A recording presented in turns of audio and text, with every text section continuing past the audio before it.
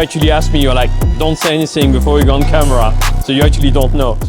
All right then guys, welcome to the video, welcome back to the channel, and today is an incredibly exciting video. As you can see, the Civic is on the dyno once again. This time the car is going to be mapped by Romain, who's just getting set up in the background there. So yeah, Romain at RaceCal, very excited for this. This has been the aim for the last few years, really. This was the end goal. I'm just gonna sort of film and see what happens during the day, because I don't really know what order of things is gonna happen in and what have you, but we are first up on the dynos. Hopefully we start the day strong and nothing bad happens or anything like that. Let's see what kind of power the car's gonna make. This is also actually the first time I've heard the car running. This is quite exciting. The whole backstory to even getting here this morning was the car got trailered here, so I've shown up and the car was already here and it's just been pulled in, so this was the first time I've actually heard it. Base map was obviously loaded on, that's why it's running right now. What I've also done though, guys, is I've posted on Instagram, so if you're not following me on Instagram, definitely come follow me, saying what do you reckon the car's going to make today. Whoever guesses it right, I'll give you a shout out later in the video. But yeah, let's get on with the day, let's see what's going to happen. This is Romain, welcome to the channel. What do you think is going to happen today? What's going to happen?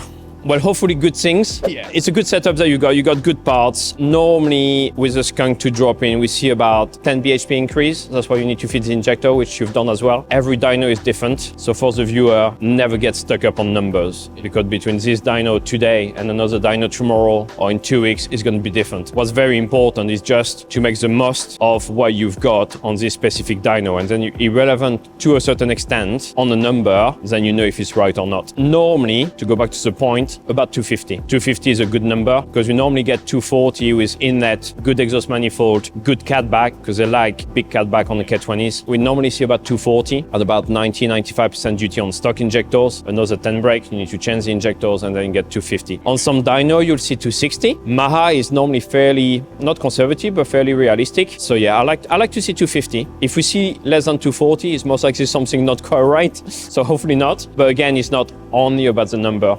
Drivability and everything is what's important, and is going to be also what's going to be happening now. I think you had your car mapped before, so I don't know how the other guy did it, but the way I work, I do all the parts throttle, normal drivability first, and then you build it up. So you can see on the dyno, it's actually stuck for certain RPM. So then you lock the dyno at certain RPM and you do what's called steady state. It's very important. Then every single load for every single RPM is actually being tuned and done and checked and triple checked. Then when this is done, because it's NA, you can actually go full throttle and hold it. Then you can build up your fuel table, ignition table, make sure everything's fine. And then when this is done, you start doing pulls. A lot of people still do some road mapping, but for the K20, because you got VVT, so inlet variable, it's very important to go on a dyno, because then you'll be able to compare for each degrees of VVT.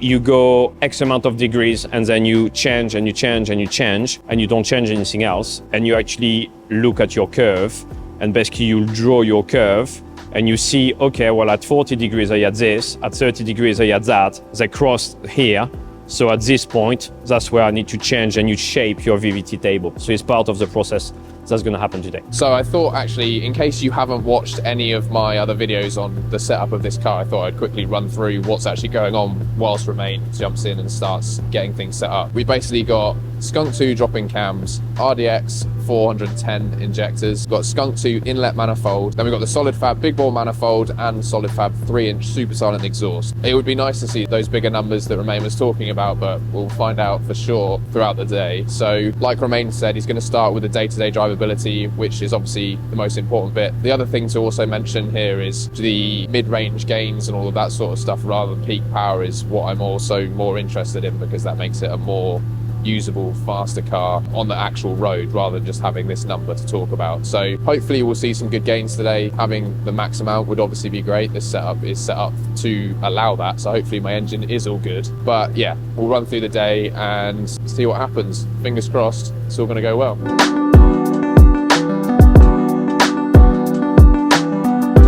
Right then guys, so I don't know if you can hear me over this, it's pretty loud in here, but currently the car is being held at 4,000 RPM, as Romain mentioned at the beginning. That is sort of his aim, to hold it at certain RPMs to be able to map in daily drivability. Nice to see that the car works. Anyway, that's a good start. It's also pretty loud in here. There you go, loud environment.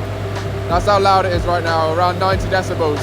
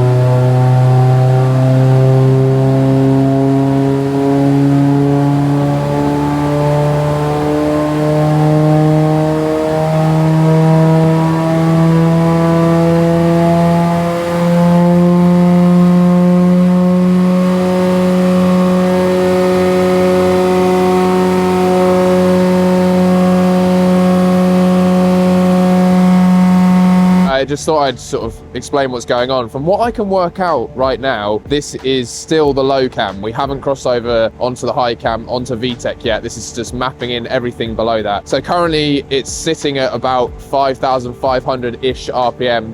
So that's looking like, I'm assuming, where VTEC crossover is going to end up being. Who knows by the end of the day. I can't wait to hear what this thing sounds like, because even at 5,000, when it's been decelling from that, it sounds insane.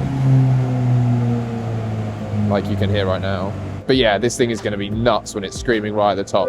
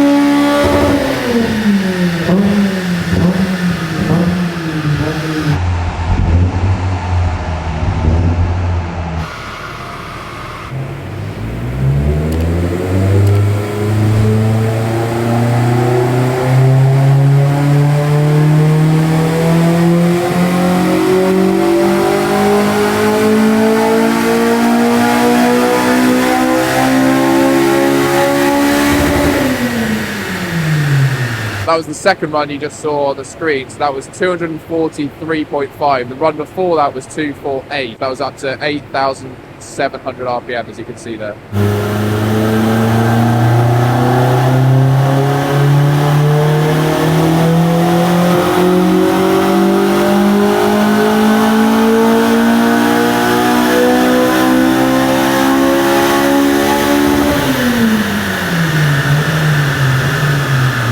So that run was a little bit less on the power, 241. Well, there's the graph anyway. It's this nice straight line.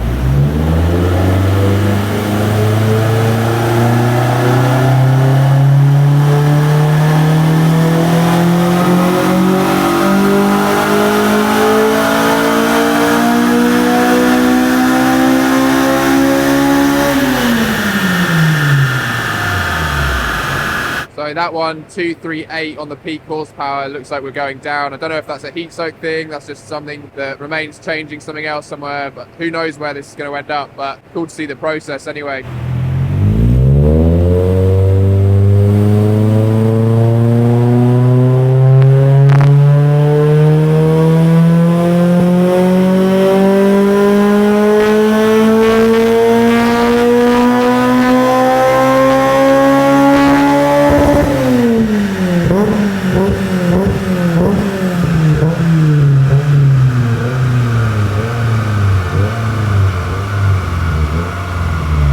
So as you can see, that one's gone back the way we want it to go. 244 you can see on the engine power up here.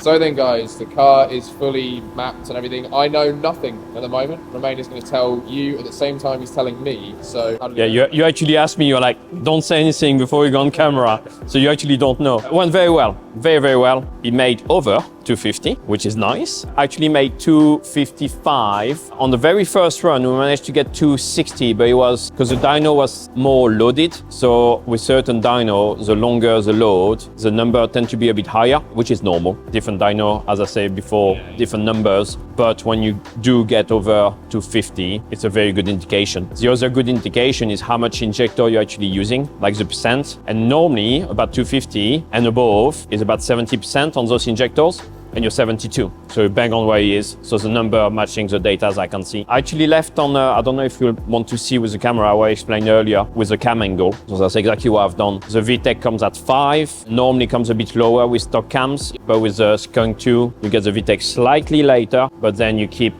the torque for a bit longer, which gives you more power. Is that because the Skunk2 low cam is stronger than the OEM low cam? Yes and no. It is stronger, so you tend to, instead of having a dip, which you do with the OEM one, it's a bit flatter on the low, but then the high cam being still aggressive enough to make the power at the top, you can't put it so low, otherwise just kind of like bogs down and picks up again. You can actually hear it. If I put it at 4.5, it goes whoa, boh. So you put it when it actually goes boh, straight away, and then it's nicer. And to be fair, when you've got such a nice power band, when you change gear, you don't go below 5 anyway. On the shift light, on the launch control, yeah, went very nicely, nice and easy. So nice. yeah, it's nice. Yeah, good. I spent a fair amount on drivability and low end with those injectors and the cam and stuff. The fueling table is not quite flat. You got like a bit of like dip here and there. You try to smooth everything out, so it's nice and drivable. And as you can see on the dynos, there's no jerkiness, there's nothing at all. So yeah, no, well happy with it. Good car, good mod. So normally with good mods on K20, unless you're very, very unlucky and the engine is like rinsed, which is very rare, even with high mileage, you always make the power. If you don't make the power, usually something around the engine, not the engine itself. So, and what I explained to you with the knock earlier, cam's been installed perfectly, no noise, nothing at all. Detection is perfectly fine, so happy days. Need to take it for a drive in the snow now. Yeah, it's a bit horrible weather to get the proper first drive today. Yeah, no, I think gonna get a bit of wheel spin, so, but yeah, you'll have plenty of time to enjoy. So guys, here is the graph, and I just thought I'd get Romain to sort of explain a few bits on here, because it's not stuff that usually gets covered. Yeah, a lot of people tend to like hide all the numbers and the graph and what's been done and stuff. A lot of people don't quite understand how it works, or simply don't want to explain, because it's like black magic as such. But I don't have all the graphs there, but it's more like to show the principle of the main VVT mapping and calibration for the car. So the lowest graph there, the lower torque, so this is the torque, and this is engine power, this is wheel power, this is transmission loss, and the dyno actually reads, is not an estimation, it's actually read on the D cell. So first graph gonna have is this, then you press the clutch, goes there, goes down, and basically the red graph is the blue graph plus that power, which is kind of like negative, if that makes sense. So if you lose 40 brake, and if you make 200 at the wheels, it'll be 240 at the flywheel. Okay, this is the torque, which is much flatter than the power. Both of them are related. The lowest one, as I say, is basically cam angle at 30 degrees. This one is 40 degrees. You can't really see the 50-degree one, but it was basically going up and then kind of like cutting back. So you do a run at 30s and at 40s and at 50, or even 15, 20, 25, 30. I haven't put all the graph, otherwise you can't see anything. And then once you've done everything, you blend all the cam angle together, and then you've got the full line here, which is the highest one of all. So it'll be like VTEC comes on at 5, then you got 50 degrees of cam, and then you close the cam and you basically get the highest of all the graph together. So it's a quick cover, but that's the main principle of the VVT mapping as such. Yeah, so everything there looks great for you. Yeah, it's nice, it's smooth, and it made the powers that we were expecting before we started. We said about 250 and it's 254, so it's bang on the money. Amazing. Yeah, happy days. First of all, you can see there's another EP3 in the background, so that is also probably going to be on YouTube soon. Check that out, it's the Daniel Knight's car. But I've got Romain here because I thought you guys are probably going to be interested in Romain's services, and I just thought I'd let Romain explain how people can book with you, basically. Yeah, okay, so now I don't book direct. It's only through Trader because it's easier for the organization, for the customer, because I'm all over the place. I really struggle to keep with the messages and people want to reply instantly. I'm always open for advice and stuff, that's fine, it's always been this way. But for booking, I only book through Traders. Okay. So you'll have your list on the comment, I'm guessing. I'll let you know who you can contact, but basically I cover Newcastle, this area around London in Luton, and down south near Portsmouth, so people can kind of like go based on where they're based or which type of cars they've got. If it's a Honda, I normally go to Luton or through Joe, check my page and see what I'm up to, but in terms of booking, it's only through Trader now.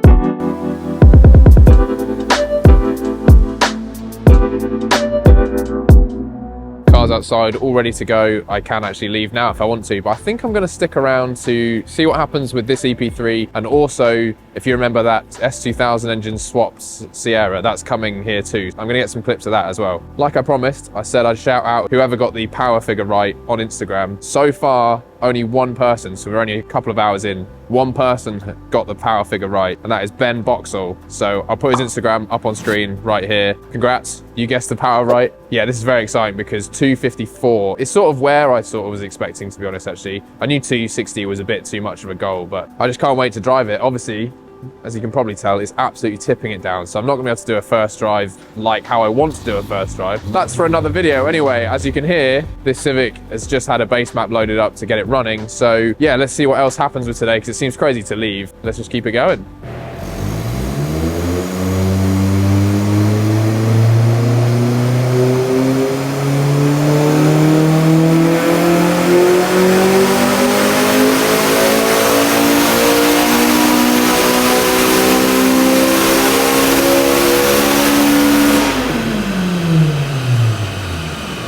So the red EP3 is done on the dyno, all finished, and the exhaust was the limiting factor, just like with my original setup. So I did kind of see that coming, to be honest. But the real reason why I've stuck around is obviously for this thing right here. So if you saw the last video, you know that this has the S2000 engine in it with a massive turbo on it. I can't really say no to seeing this thing do some power runs. Obviously, we're quite far away from that. I saw it drive in here. That's the only time I've ever seen it drive. I think that is the only time it has driven. There's going to be all the mapping that happens before that, before the power run. So I'll just show you the power runs. This thing is going to be nuts. So I'm really looking forward to seeing this thing make some power and make some cool noises as well, I'm hoping.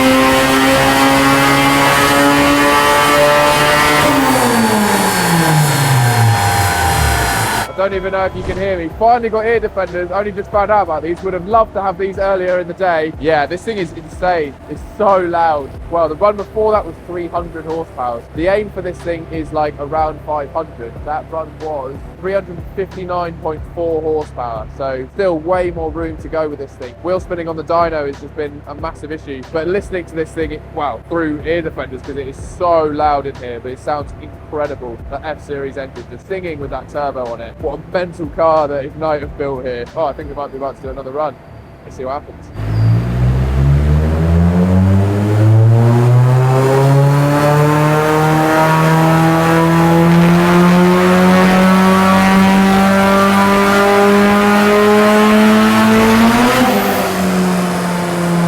So as you just saw with that run, it was spinning at the end and it still made 421 horsepower. How insane is that? So I think the issue right now is just trying to figure out how to deal with this wheel spin, because 215 tyres in the rear is a bit of a struggle for this thing, making that kind of power.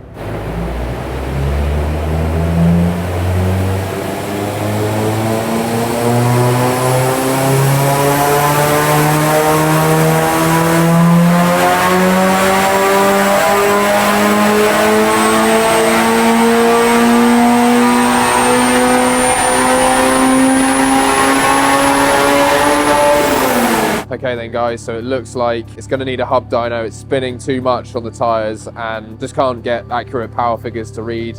it just read 500 because it just went crazy on the wheel spin. So looks like this is where it's going to have to end for today, and I guess it will have to be picked up another time. Whether or not I can make it for that, I don't know. Let me know down below if you want me to make it out for something like this. This is a pretty cool build, but it looks like that's where it's going to stop with this car today. At least my car is all sorted and everything, so I think it's only right that we jump out in that and see how that is for like a quick drive. I will be doing a full first drive video on roads that I know when it's not wet, because as you can probably see, it is absolutely tipping it down right now. So let's head out on the road now, and hopefully we can at least experience what this thing is like. I had an ABS light on that's just turned off, which is good. So I guess that was because it was on the dyno. I don't actually know where I'm going. I'm gonna go back the way I came this morning.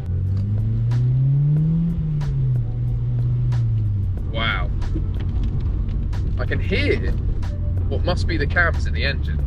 The instant throttle response is actually very different to the map before as well. Wasn't expecting that. It's got to be some of the worst weather to do something like this. Wow, even just low down in the gears, it feels so more peppy. That's probably the best way I can explain it. It's like peppy. Right, we're coming onto a dual carriageway here, little flip. This will be my little flip. See what it's like. Here we go, guys.